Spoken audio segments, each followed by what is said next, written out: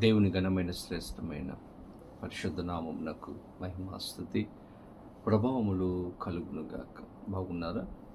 పరిశుద్ధాత్మ దేవుడు మరొక నూతన దినాన్ని మన జీవితంలో ఆయన అనుగ్రహించి ఉన్నారు.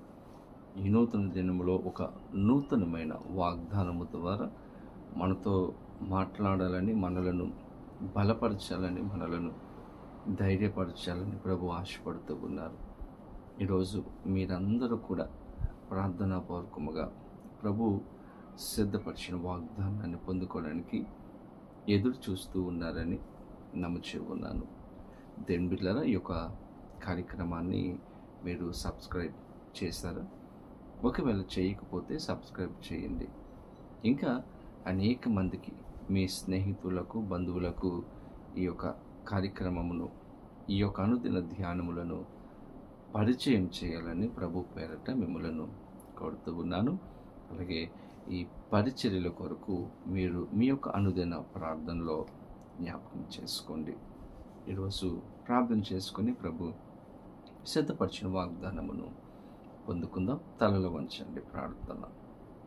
పరిశుద్ధుడా, నీకు వందనాలు, స్తోత్రాలు. ఉదయకాల సమయంలో మేమందరము నీ సన్నిధికి వచ్చి ఉండగా ప్రభువా, మాతో మీరు మాట్లాడి మమ్మల్ని దర్శించి నీ కృపలో భద్రపరచమని యేసు నామమున అడిగి వేడుకొనొచ్చు. ఓ నామము మా పరమ తండ్రి, ఆమేన్. ఈ దినం దేవుని వాగ్దానము చదువుకుందాం. బైబిల్ గ్రంథాలు తెరవండి. కీర్తన గ్రంథము 105వ సంకీర్తన 41వ చరణమును చదువుకుందాం. బండను చీల్చగా నీళ్లు ఉబికి వచ్చాను, ఎడారులలో అవి ఏరులై పారేను. దేవుని స్తోత్రం. చక్కని వాగ్దానాన్ని పరిశుద్ధాత్మ దేవుడు ఈరోజు మనకిస్తూ ఆయన యొక్క గొప్పతనాన్ని దేవుడు తెలియచేస్తూ ఉన్నారు. ఆయన ఏమై ఉన్నాడు, ఎంతటి శక్తిమంతుడో ఈరోజు మనకు జ్ఞాపకం చేస్తూ ఉన్నాడు. ఇశ్రాయేలు ప్రజలు 430 సంవత్సరంలో ఐగుప్తు బానిసత్వంలో వారు ఉన్నప్పుడు దేవునికి వారు మొరపెట్టి, ప్రభువా, ఈ బాధను మేము తట్టుకోలేకపోతున్నాం, ఈ కష్టాలు మేము అనుభవించలేకపోతున్నాం, ఈ బానిసత్వము నుండి, ఈ కష్టము నుండి, ఈ బాధ నుండి, శ్రమ నుండి మమ్మలను విడిపించుము అని ప్రార్థన చేసినప్పుడు దేవాది దేవుడు వారి యొక్క మొరను విని, వారి యొక్క దుఃఖాన్ని చూచి, వారి యొక్క శ్రమలను చూచి దేవాది దేవుడు మోషేను ఒక నాయకునిగా దేవుడు ఎన్నుకొని, ఆ మోషే ద్వారా దేవుడు ఈ లక్షలాది మంది ప్రజలందరినీ కూడా దేవుడు నడిపించాడు. వారు ఎడారి అరణ్యంలో ప్రయాణం చేస్తూ ఉన్నారు. దీని బిడ్డల వారి జీవితంలో కొంత దూరం వచ్చేటప్పటికి దాహం, ఆకలి. అక్కడ వారు ప్రార్థన చేశారు, మాకు ఆహారం కావాలి, దాహం వేస్తుంది, నీళ్లు కావాలి అన్నప్పుడు దేవత దేవుడు ఆ అరణ్యంలో వారికి మన్నాను అనుగ్రహించాడు. అంత మాత్రమే కాదు, దాహం వేస్తుంది అంటే ఎడారిలో ఏముంటాయి? ఏముండవు. ఎడారిలో నీళ్లు దొరకవు. కానీ దేవుడు ఎంత గొప్పవాడంటే ఆయనకు అసాధ్యమైనది ఏది కూడా లేదండి. ఆయన ఎంత అద్భుతమైనటువంటి దేవుడు అంటే మనం చదివిన వాక్యభాగంలో మనం చూస్తాము. దీని బిడ్డలారా, బండను చీల్చగా నీళ్లు ఉబికి వచ్చెను, ఎడారులలో అవి ఏరులై పారేను. ఎడారిలో నీళ్ళే ఉండవు, కానీ ఆ ఎడారిలో ఏరులై పారడానికి దేవుడు కృప చూపించాడు. నీళ్లు ఉబికి వచ్చిందంట. నిత్యము ఉండే నీళ్లు అవి తగ్గిపోవు. దేని బిడ్డలారా, తీస్తూ ఉండగా నీళ్ళు వస్తూనే ఉంటాయి.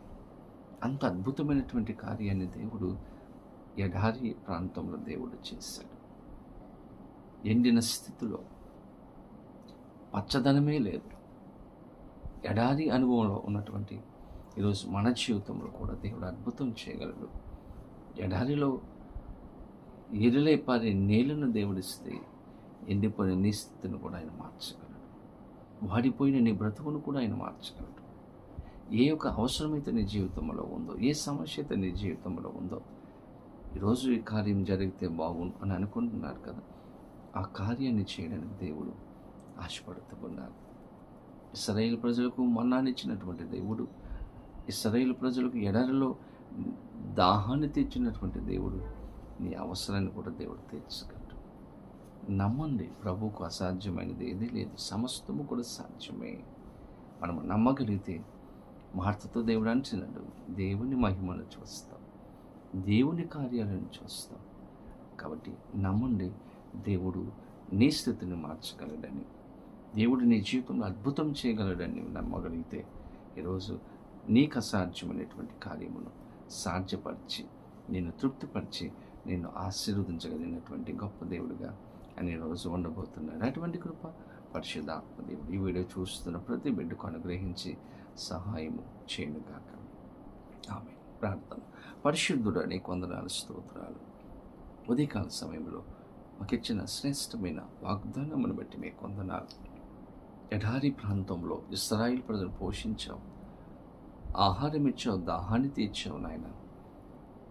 40 సంవత్సరములు వారిని నడిపించావు. ఒక పోషకుడుగా మీరు ఉన్నారు, మీకు వందనాలు. ప్రతి అవసరతను మీరు తీర్చారు నాయన, మీకు వందనాలు. ఈరోజు ఈ వీడియో చూస్తున్న ప్రతి బిడ్డ యొక్క అవసరతను తీర్చండి, కన్నీటిని తొడవండి, వారి యొక్క సమస్యలలో సహాయం దయచేసి ప్రతి వారి జీవితంలో, కుటుంబంలో నెమ్మదిని అనుగ్రహించమని, నీ కృపలు భద్రపరచమని యేసు నామమున అడిగి వేడుకొని ఉన్నాము మా పరమ తండ్రి. ఆమేన్. తండ్రి, కుమార, పరిశుద్ధాత్మ త్రియేక దేవుని యొక్క దేవుని ఆశీర్వాదము సదాకాలము కలుగును గాక. ఆమేన్. దేవుడు మిమ్మలను దీవించును గాక. ఆమేన్.